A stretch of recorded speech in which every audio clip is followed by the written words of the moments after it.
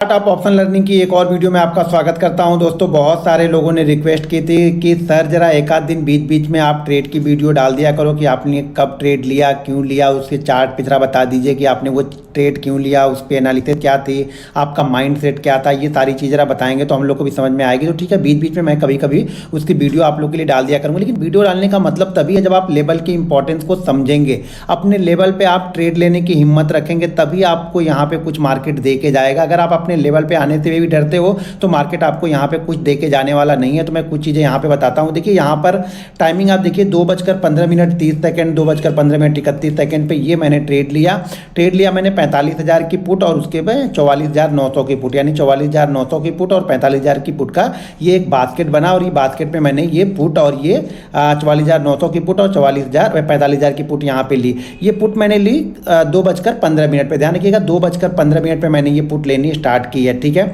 तो ये पुट मैंने क्यों ली, यहाँ पे मैंने क्या देखा, तो उस समय पुट का टारगेट, ये चार्ट देख लिए, 44,900 जो चल रहा था वो चल रहा है 157 पे, और ये 45,000 की जो पुट चल रही वो चल रही थी उस समय 212, 211, 211.92, 212.42, 212.85। अब कई सारे लोग बोलेंगे भैया 5 पैसे का बीट होता तो ये 2 क्यों आया। तो भाई ये मुझे नहीं मालूम ये 2 क्यों आया, ये आप लोग अपने ब्रोकर से कमेंट करके पूछना। यहाँ बच के 212 रुपये 46 पैसे, यहाँ पे 157 रुपये 74 पैसे, यहाँ पे 157 रुपये 43 पैसे, यहाँ पे 157 रुपये 7 पैसे। तो ये सारी फिगर यहाँ पे आए हुए हैं। और ये मैंने पुट यहाँ पे ली है 44,900 और 45,000 की पुट ली है 2:15 पे। तो चलिए जरा चार्ट पे चलते हैं और चार्ट पे बैंक निफ्टी के देखते हैं कि ये पुट मैंने यहाँ पे क्यों ली और यहाँ पे मैंने ऑलरेडी क्या चीज़ें देखी हुई थी।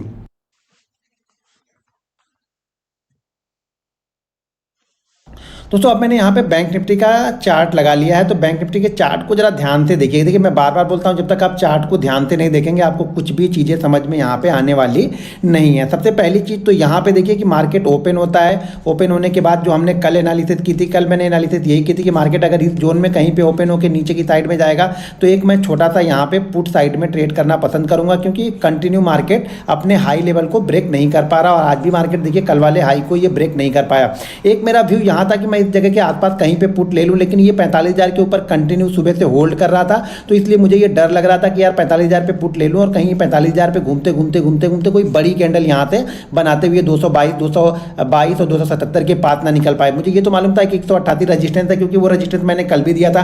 तो ये जरूरी नहीं है कि 188 रजिस्टेंस आ जाए तो आज भी 188 के पास तक पहुंचेगा। उसके पहले से ही थोड़ा सा घूम के चलाया। जब ये बैंक निफ्टी 45,122 के लेवल को निकालने की कोशिश कर रहा था, तब मुझे लग रहा था कि शायद मुझे यहाँ पे थोड़ी सी कॉल ऐड करनी चाहिए। लेकिन फिर क्या HDFC बैंक अकेला ही लेके जा रहा था, तो मुझे ये डर था कि HDFC बैंक अगर कहीं गिरना स्टार्ट किया तो फिर मार्केट तेजी से नीचे की साइड में आएगा। और वही हुआ यहाँ पे। इसीलिए मैंने आप लोग को अपडेट करके बता दिया था कि HDFC बैंक ही चल रहा है, SBI, ICICI, axis bank bank Nifty को सपोर्ट नहीं कर रहे हैं।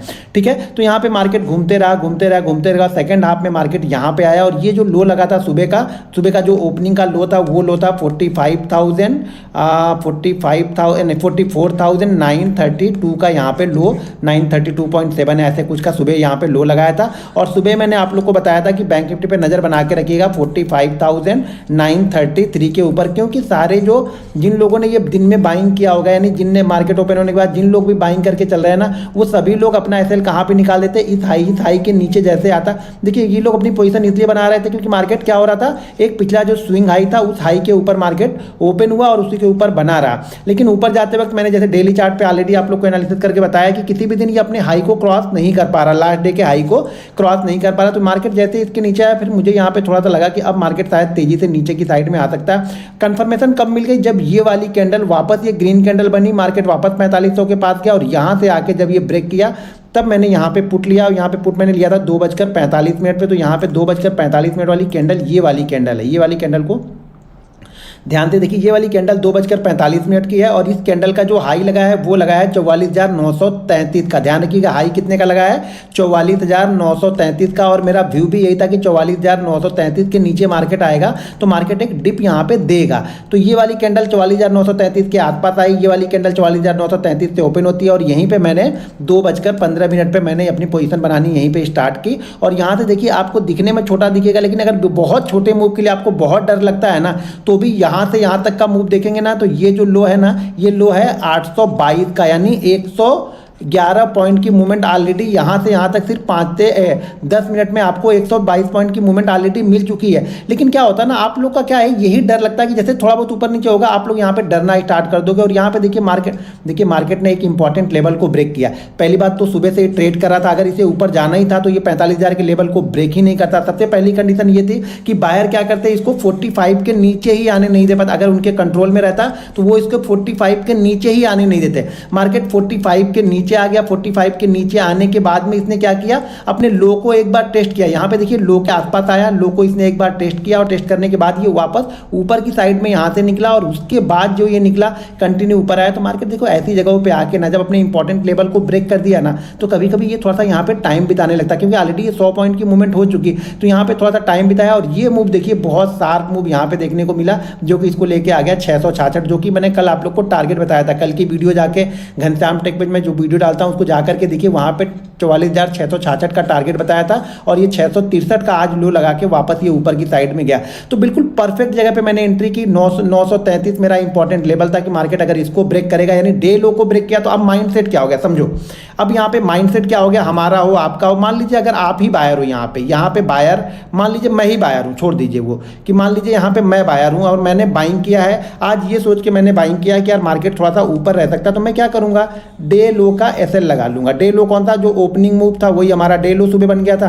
तो मैं क्या करूँगा, इसी का एसएल लगा लूंगा। और एक कंडीशन और थी कि पिछला जो स्विंग हाई था वो भी इसी लो के आसपास में है। तो 2 कंडीशन थी यहाँ पे एसएल लगाने की। एसएल ये प्रॉपर, देखिए इस एसएल में कोई दिक्कत नहीं, अगर कोई बाइंग किया होगा तो इस एसएल में कोई दिक्कत नहीं, अगर मार्केट इस एसएल को करता है तो। लेकिन मेरा व्यू यहाँ पे ये था कि मार्केट आज इस लेवल को ब्रेक करेगा, तो मार्केट का व्यू निगेटिव। क्यों निगेटिव था, क्योंकि सिर्फ और सिर्फ एचडीएफसी बैंक ने चलना स्टार्ट किया। एचडीएफसी बैंक 62 से लेकर धीरे धीरे करके वो 75 के पास तक गया और उसके बाद धीरे धीरे करके गिरना स्टार्ट हुआ। क्योंकि जब एचडीएफसी बैंक धीरे धीरे ऊपर जा रहा था, वहां पे आईसीआईसीआई, एक्सिस और एसबीआई का कोई सपोर्ट नहीं मिल रहा था और कोटक बैंक भी अपने 1900 के इंपॉर्टेंट रजिस्टेंस से धीरे धीरे करके वो भी नीचे आ रहा था, तो वो भी 70 के आसपास तक आ गया था। तो यहाँ पे फिर मुझे लगा कि अब एचडीएफसी बैंक भी साथ छोड़ चुका है, प्लस यहाँ पे एक प्राइस एक्शन भी बनने लगा। लेकिन मेरी हिम्मत इसलिए नहीं हो रही थी ऊपर सेल करने की, क्योंकि 45,000 के ऊपर ये कंटिन्यू रिटर्न हो जा रहा था। 45,000 के ऊपर जब भी जा रहा था तो रिटर्न हो जा रहा था। तो इसलिए मैंने यहाँ पे 44,933 का जो हमारा इंपॉर्टेंट लेवल था, देखिए अगर आपने लेवल की एनालिसिस की है, हमने की है, अपने लिए की है, अगर मैं उसको ट्रेड ही नहीं करूँगा तो फिर मेरी एनालिसिस करने का कोई मतलब ही नहीं। भले छोटी क्वांटिटी ट्रेड करूँ,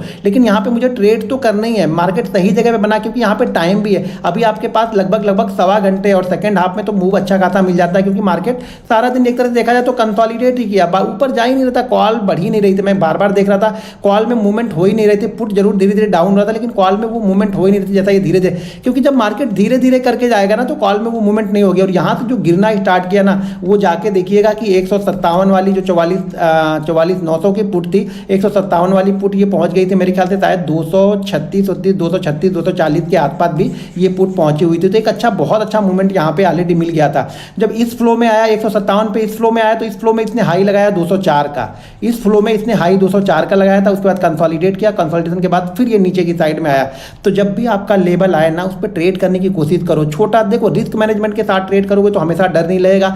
थोड़ा सा इंतजार करो, मार्केट को देखो, सीखो, समझो, चार्ट को एनालिसिस करो, चार्ट को समझो कि चार्ट क्या बोल रहा है, बायर का व्यू यहाँ पे क्या बन रहा है, सेलर का व्यू क्या बन रहा है, बैंक निफ्टी का कौन सा ऐसा कंपोनेंट है जो बैंक निफ्टी को ऊपर या नीचे की तरफ लेके जा रहा है, कौन सा कंपोनेंट है जो होल्ड करके बैठा हुआ है। ये सब सारी चीजें जब मिला के देखोगे ना, तब आपको एक क्लियर पिक्चर दिखनी स्टार्ट होती है।